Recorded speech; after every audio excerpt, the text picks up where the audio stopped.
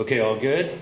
Well, quick turnaround. Just walked off the practice field and kind of turned the page to a brand new opponent, another challenging opponent on the road, but excited about the opportunity. Friday night, these guys, our guys, I'll start with that. Went to work today, felt good about what we got accomplished. We just moved everything up one day, and so we had a good kind of 2-hour practice out there, guys moving around, and we'll be back to our rhythm tomorrow.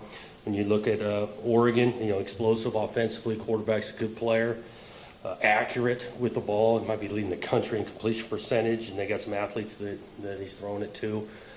Flip it around, got a solid defense. I look at those guys, they just continue to improve. You look from game 1 to game 1, I think 4, those guys have continued to improve and played really, really well against UCLA, held them pretty much throughout the entire game. So big-time challenge, tough atmosphere. Know the place, that it's definitely an exciting fan base that feels like they impact the game, and so these are the type of games you love playing in. With that, questions? John, you said everything moved up the day. I was just wondering, I know you guys played a Friday game earlier, but that was the opener. Just how that, walking off the field Saturday night to this week, how that changes anything? Well, you just kind of, we definitely looked at the game in the morning on Sunday, but then you flip the script pretty quick and you transition to your next opponent. And so we were, late into the night on Sunday game planning and prepping for what we got done today. Jonathan, is it bizarre for you to be facing an opponent that's sort of been ingrained in your culture since you were a player as the rival? They from a place that doesn't have that same relationship with them, yet you've got coaches on your staff. You've got one who was the coach there last year, but you've got coaches on your staff who came with you, players that came with you. Can you explain that dynamic and what it feels like? Yeah, I think just a little bit. Played Oregon when I was at other universities as a coach too, and so kind of been through this before. That you had a different place and connections. We know, through experience, kind of how tough it is, that atmosphere and where we're playing at, and so we're going to just try to prep our guys for a tough road environment. I'm wondering, for kind of off that, how do you kind of separate the emotion of what the rivalry means to you from Oregon State's perspective and kind of take that maybe neutral look at it? I think you kind of touched on it some last year, that you kind of got to remove yourself a little bit. Well, yeah, and again, once the thing's kicked off, you're approaching it as, as a coach of what can preparing the guys, and then throughout the game, you get locked in on the game, and so. And it's not just myself. Like you said, we've got some other guys with connections to the place and all of that. And once it's kicked off, it's a college football game that you kind of emotionally approach it the same. Jonathan, your knowledge of the Oregon program, does that help Michigan State more than helps them knowing, hey, we know what the Smith program is? Yeah, I think it's a two-way street. You look at it that way. Obviously, their schemes the last couple of years have been consistent, and so we've studied and game planned against, and that's a two-way street. Same with us offensively. They've been able to kind of know, and again, the offenses aren't exactly the same year in and year out, right? They're always developing, but I don't know if there's one side gets an advantage with it. I had one other, I might as well ask it now. You'd been so good at getting to the quarterback, affecting them, getting tackles for losses, and Saturday he had a lot more time. Mm-hmm. Could you tell what that was? Was it just better protection? Yeah, credit to those guys. They did a good job. And, you got to pick your poison a little bit, how much you want to pressure. And they've got talking to Ohio State, so much talent on the outside that you expose yourself to a lot of one-on-one when you do that. And so it was a balance of, they did a nice job, and us trying to continue to mix up our looks. Post-game, Captain Nate Carter's comments about what he and his teammates were talking about in the locker room as far as what they need to do going forward, kind of referring to the player-led team aspect. Can you talk about the dynamics between the player-led aspect and the coach-led aspect of your team right now? Yeah, I think that, on the coaching side, you want to be able to kind of share the vision of what it needs to look like, but then, pass the ownership to the players. And these guys have. I don't think as a coaching staff we're over-coaching these guys because we've got some leadership and some belief, and they know and they want to play really well. And that's why I do describe us as player-led. You left Oregon State, and obviously Oregon left the Pac-12, and the Pac-12 kind of started imploding and stuff like that. I'm just curious if there's any like type of survivor's guilt for the players or the coaches or the programs that like have left the Pac-12 and kind of left behind like Washington State and Oregon State. And I know that they're obviously playing in different situations now, but do you know what I'm trying to ask? I guess, that conference was a historical conference of champions, and that's painful when that kind of goes away. There is some pride and grit to the two great places that are still there, Washington State and Oregon State, and so they play at a high level. Shoot, they're playing at a high level this year. And so I think a lot of us, I don't know what regret, but just do remember how great that conference was and know how good those two universities are. And could you also describe your relationship with Dan Lanning again? You were at rival schools for a while, and you're an offensive-minded coach, and he's a defensive-minded coach as well. Yeah, I think Dan's a really good coach. Got a bunch of respect for him. We're not talking every day, but enjoy our conversations when we gather at meetings and whatnot. He's done a great job there, and he'll present another challenge with his team. Those guys play hard, schematically sound, and that's just the MO of his program. Jonathan, I'm wondering, I know a condensed weekend here for you, but when you did watch Ohio State back, anything stuck out to you that didn't really resonate Saturday night that was different once you were able to watch it, and that really was like revealing, I guess, that you didn't notice in real time? Yeah, I think in general, I thought our protection was a step better than watching it. We had some leakage where I was just more impressed with Aiden standing in there making some accurate throws. That jumped on me on the film. Looking at us on defense on third down, we had some opportunities that could have changed to get off the field. That showed up a little bit. Jonathan, I was wondering, we saw Maverick Hansen, I think Malik Spencer, Angelo, any of those guys long-term injuries? Nothing out of the game long-term. We're definitely getting to that point, 5 straight games, bumps and bruises, kind of mid-season healthy, but nothing long-term. And then I should ask you this last week probably, but the 4-game redshirt rule, I was just wondering what your approach is to it with these guys. If there's anybody that you decided, all right, we're just going to shut you down to save a year, if anybody's making individual decisions. We tried to be strategic on knowing that there's 4 and not just spending all 4 of them in the first 4 games.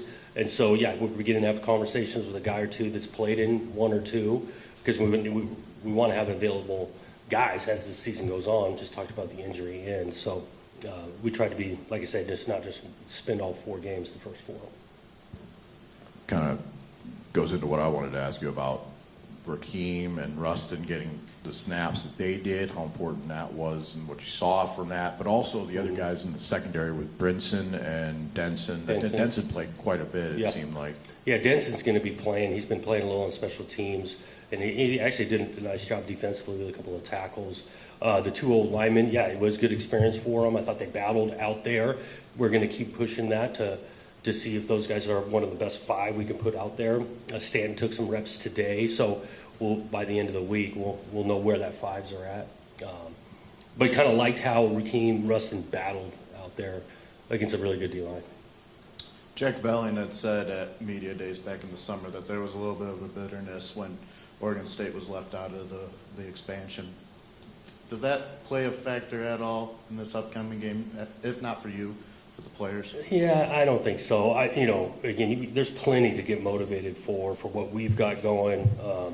In a conference game, it's still kind of early in conference play. We're on the road. I don't think any of that's on the forefront of our mind. John, I guess since we are talking about it, when the Pac-12 is kind of making a little bit of a resurgence with some other teams, just what's that like for somebody with familiarity from that region? What's that like to see? Well, I look at those teams. Those teams have played really good. I think about football. Those guys have beaten multiple teams throughout the years. That's good football. I coached at Boise State. Those are good football teams.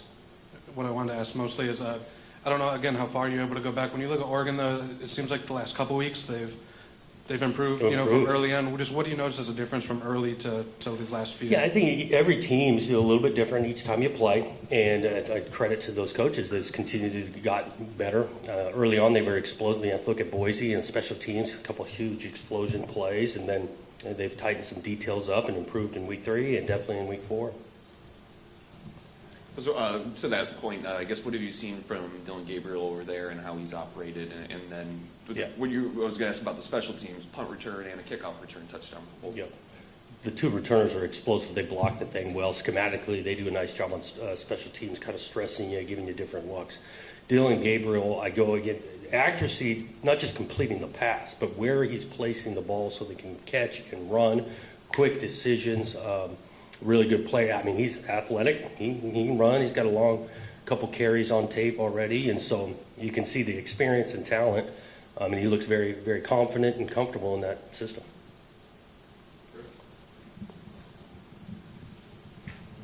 I'm wondering how much muscle memory there really is from a year ago with all this stuff with the portal and guys coming and going. I mean, it was your last game at Oregon State was facing those guys, but how much different are they in the course of those couple months? There's some the same, some differences. I think about the way you game plan them. And so, we're definitely watching a lot of tape, not just the 4 games. We're watching previous season and going back on our own notes to try to put a great plan together. I was wondering what you saw to Jordan Turner on Saturday night. He had the fumble that was a forced fumble and recovery that was called back. He had the interception, and he looked like he had himself a good game. He did. He was impacting things, physical, flying around, playing with emotion. The interception was huge. Even the way he picks the thing and he runs down the sideline. He's great ball security with it. Nearly gets the fumble out. I get it. Looked like he was down, but he was flying around out there. So Ohio State rolled up a lot of yards. They're going to do that against a lot of people. But did you feel good that you didn't allow those 70-yarders that they were showing against Marshall and everybody else? We tried to be intentional of not giving it like that, 70, 60 yards. They had a few explosive plays. I think in one run, first and 20, popped out for about 30 or so. But that's a really good team. Credit to them by executing and finishing drives for touchdowns. That's what we did. We moved the ball. We didn't finish like that. But an accomplishment there to keep 11 guys on defense on the same. To an extent, yeah. I mean, everyone knows those guys are pretty good and explosive. But again, our bar, we want to be continuing to raise to where we can play dominant defense against whoever we play. And we're not quite there yet. And your run offense, your first 2 tailbacks, I think, averaged about 4.1 yards per carry. Weren't able to get a lot of carries because of the way the game unfolded, I would imagine. But some progress there in the run game? I think there was some flashes. I mean, the way we opened it up, Nate, first carry of the game, got some crease. Kayron fell forward multiple times. Still had a couple of negatives on there. Like you said, the game kind of got to a point where we were throwing a little bit more. And really, didn't stay on the field long enough in the second half. You look at our total snaps, we had 50 total snaps. I think they were in the 70s. And so there's progress. Like I said, you get beat pretty good, but you watch the tape and there's things to build off, build your confidence from, and then definitely things you've got to get fixed.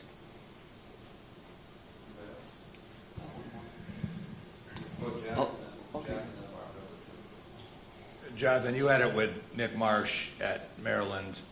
Ohio State's had it with Jeremiah Smith all year, and then you saw what Alabama with a 17-year-old is doing. Is it something about that position, or just guys more gifted, they're more advanced, they can come in and do it right away? Well, I think those guys are gifted, without question, and they don't come around that often, that young, to be so impactful. But I mean, seeing it in person, and we feel great where Marsh is at and where he can go. I don't know if it's just the receiver position or anything, but those guys are talented. Also, another player in the playing group, Ben Roberts, showed some ability there that maybe in the spring game, I don't know if you saw it there or not, but it looked like he was ready to play on Saturday. He's been working, and again, he's part of that group. We've been rotating a good amount of the D line to keep him fresh and all that, and he's part of that group. We trust and make it physical, and I was excited for him to get out there and play. Thanks, guys.